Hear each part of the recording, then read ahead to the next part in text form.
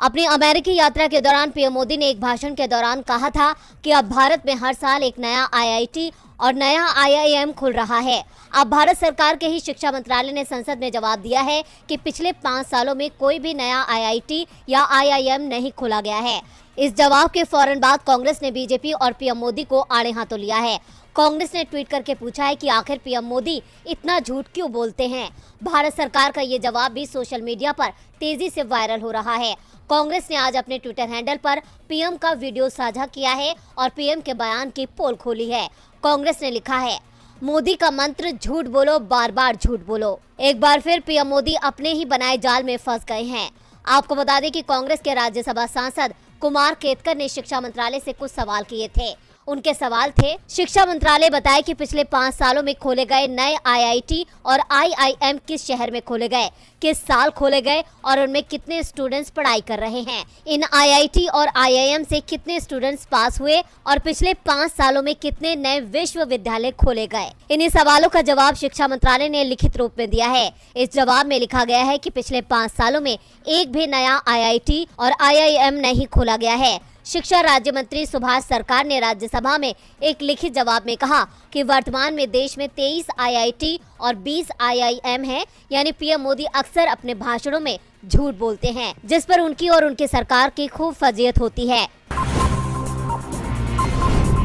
भारत और चीन की तनातनी के बीच पिछले साल इंडोनेशिया में हुए G20 समिट में प्रधानमंत्री नरेंद्र मोदी और राष्ट्रपति शी जिनपिंग की मुलाकात हुई थी।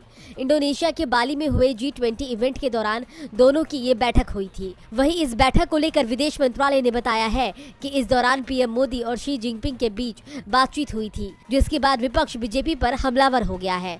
कांग्रेस महासचिव जयराम रमेश ने ट्वीट कर मोदी से सवाल पूछे हैं। उन्होंने ट्वीट कर लिखा, 19 जून 2020 को प्रधानमंत्री ने सार्वजनिक रूप से चीन को क्लीन चिट दी थी। उसके बाद से मोदी सरकार चीन को लेकर कठोर कदम उठाने की बात कह रही है। सरकार बार बार ये दिखाने का प्रयास कर रही है कि प्रधानमंत्री नरेंद्र मोदी और राष्ट्रपति शी जिनपिंग के बीच किसी भी तरह के सार्थक बातचीत या समझौता नहीं हुआ है। जब से चीनी सैनिक LAC समझौता उल्लंघन कर रहे हैं, 16 नवंबर 2022 को मोदी सरकार ने बाली में दोनों नेताओं के बीच डिनर पर हुई बातचीत को सिर्फ शिष्टाचार मुलाकात के रूप में दर्शाया था। लेकिन 25 जुलाई 2023 को चीनी विदेश मंत्रालय के एक बयान में बाली में प्रधानमंत्री नरेंद्र मोदी और राष्ट्रपति शी जिनपिंग के बीच बनी महत्वपूर्ण सहमति का उल्लेख किया गया।